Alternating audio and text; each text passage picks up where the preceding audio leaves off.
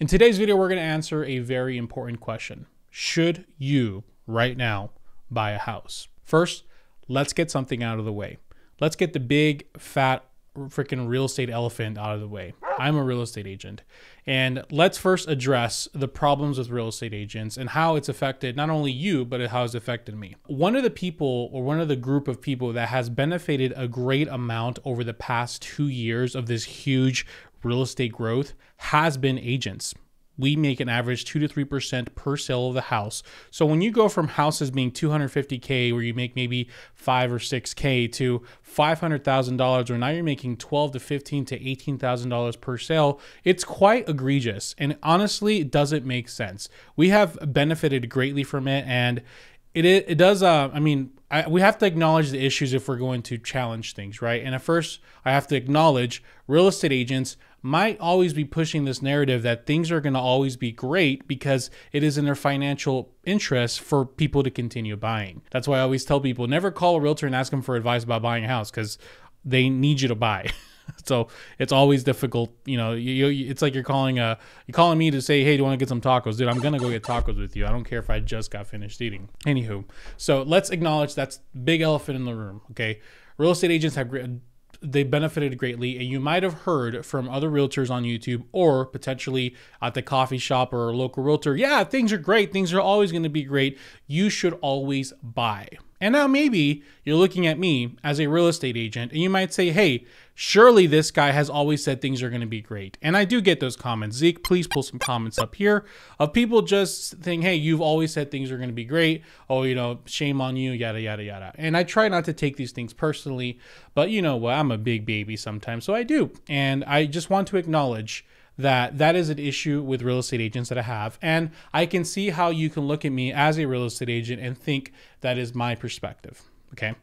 But we can also address another elephant in the room. My earnings, my life, my family needs to eat. And one of the reasons they eat, sorry, bumping the mic, is by me helping people buy and sell houses. But not only that, using my agent referral service down below and buying my home, buying my home resources, basically home buying resources. Okay. So I am financially incentivized to promote home ownership and promote home purchases. Okay. So that all being said, I'm putting it on the table because that's how I roll. If you guys have been with me for years, you know that's how I roll. Now, that being said, what are my thoughts about you buying a house? Of course you should buy it. Sorry, it's a joke. It's a joke, John, with the American white, red, and blue flag as an avatar. Okay, you don't have to. I'm just joking. Honestly, I don't think most people should buy right now.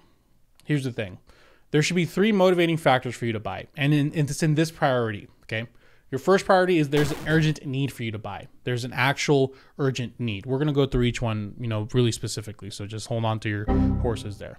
The second is you have the financial ability to. You have savings, you have a steady job, you have the ability to pay. Not only that, but you're buying within your budget. You know, your monthly payments will be 25% of your net income. All these good things, all, you know, everything, budget, financial bubble is in line and ready for you. The third and final thing, lowest priority, is there is a potential investment opportunity, by owning this home, either by down the road being able to sell and get a profit, or turning it into a rental and having some kind of long-term income. Even though you might buy it and it might lose value, by holding on to something long-term, you eventually, by selling it down the road, you will get some money back if you keep it for 30 years, right? As opposed to you renting for 30 years, you're getting nothing back, right? So that's it. And here's the problem. Over the last decade or two, most last decade, I want to say decade or two, number 3 has been the easiest thing to promote to homeowners. People saw their dumb cousin Edgar go buy a house in 2016 and sell it in 2019, making $200,000, and now they show up to the party with an Escalade and a Jeep Gladiator. What, by the way, ugliest Jeep ever. If you have a Jeep Gladiator, what were you thinking? Anyways, seriously, like, it's an ugly car. Can I just say that? I'm sorry for any people who have a Jeep Gladiator out there. Anyways, he shows up in the Jeep Gladiator and he's like, yeah, I got all this money now. I'm rich, right? So it has made normal people seem like investment geniuses just by buying a house. So number 3 has been the main promoting factor for the past decade, just because it's so easy. What's that quote? Everyone's a genius in a bull market or something like that. I don't know. Zeke, please look it up. Someone said it. Someone smarter than me said that. Now, it has continued. It's such an easy thing to promote, and a lot of people have gone into real estate, buying houses, becoming real estate agents because of this reason. And now more than ever, we need to acknowledge that number 3 should be a low priority item. You're not going to be a Warren Buffett. You're not, now more than ever, with the market potentially turning down, lowering prices. Number 3 should be the last thing you ever think about. Okay. So now there's 2 sides of this coin. One side is, hey, there still might be people out there that have a strong sense of urgency and have the financial ability to. That doesn't make them complete stupid morons like all you people in the not all you, some of you in the comments like to go and call them idiots and stupid and all these things, because you don't know their situation, you don't know their story. They're using their money the way they need to, whatever. But also, that means a lot of you guys have no business buying a house right now if you don't even have a solid like budget. Like I was talking to a brother of mine the other day, they're thinking about buying a house. Bro, you don't even have like your reserves. You don't even have 3 to 6 month reserves. Like, what are you even thinking buying right now? That's not even like, you shouldn't even be thinking about it right now. That's not the right time. Yeah, maybe your cousin Edgar bought 5 years ago with no money in the bank and he's fine now. That's not the time to do that no more. And of course, the first odds of being you have a urgent need. Yeah, you know, your dad's not kicking you out of your house. You can find a place to live or rent for the next year or two. Okay, you're going to be in a good position. So this is where I land. For a lot of you, it's not the best time to buy right now. Let me show you guys some data. Let me just pull away my Destiny. I've been playing a lot of Destiny 2. Does anyone play Destiny? Let me know. Go to join the Discord if you do, because I need some good people to carry me. I've shown you guys ad nauseum this sheet where I tracked my market basically, so I don't want to go over everything. But one thing I've noticed though, total active, looking at the active and coming soons, I'm noticing that, you know, it's increased obviously from May 13th at 8,000 all the way to today, which is 19,600. But if you notice, it has been floating around that 19,000 number for the past, was at 1, 2, 3 weeks. Okay.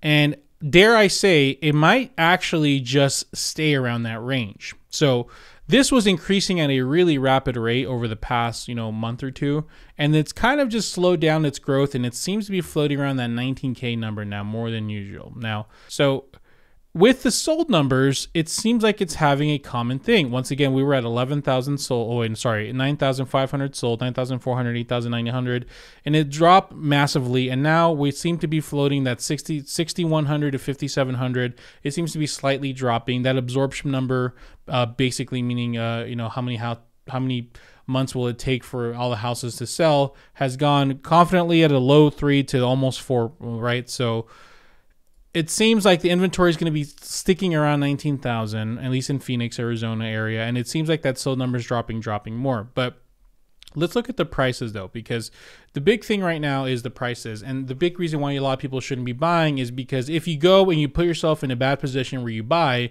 you might see that that house that you bought for 500,000 might be worth 460, 450, 400 in the next few years. I personally believe, once again, my opinion, please do your own research.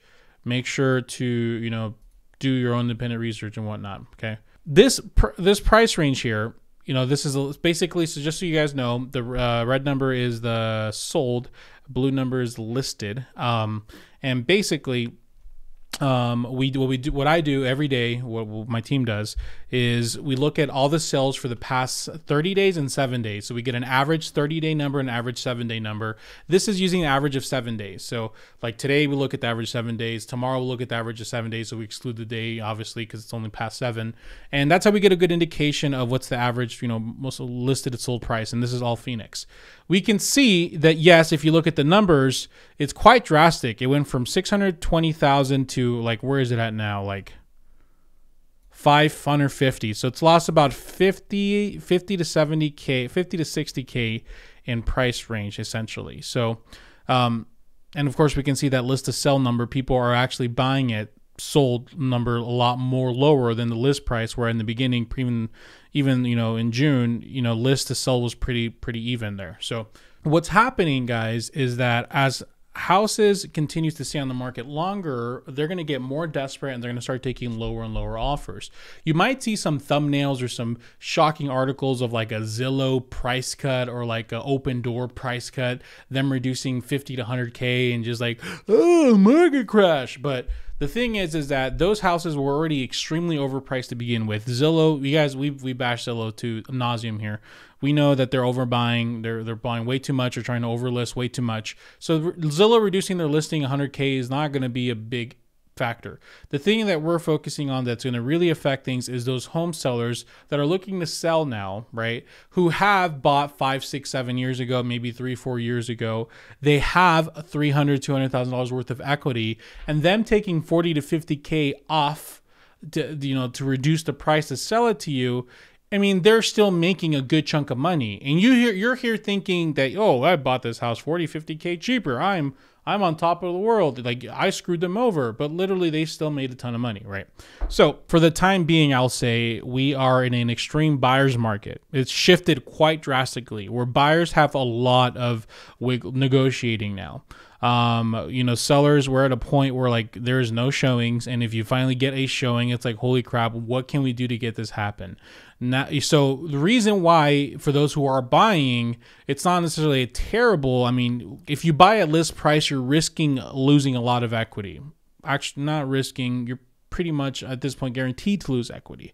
So the best thing, if you are considering buying, is to try to get as cheap as possible off the list price, so you can protect yourself not only from that, but the down payment you're paying, that cushion isn't great. Hopefully a good enough cushion to prevent more people selling cheaper and cheaper and prices going down.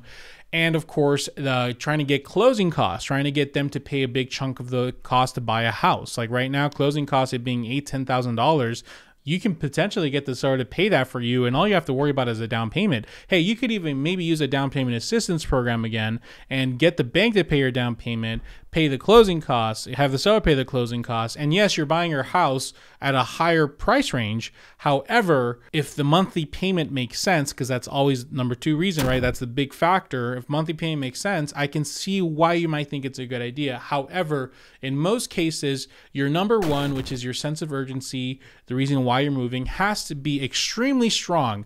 And it's going to almost feel like, wow, like I shouldn't be buying right now. This is kind of dumb. Prices are going down.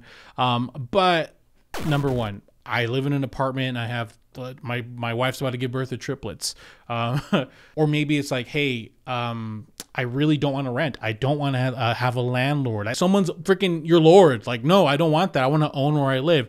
That number 1 has to be a strong enough reason to basically defy logic. Okay. So that being said, for the majority of you, you shouldn't even consider buying right now if your number 1 isn't strong and your number 2 isn't strong.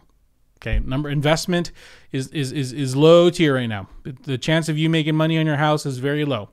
Your number 1 and number 2 have to be strong enough to push you through. So those are my thoughts. Am I just a cheeky realtor trying to trick you guys into buying more houses, or am I a curly hair babe? You guys tell me.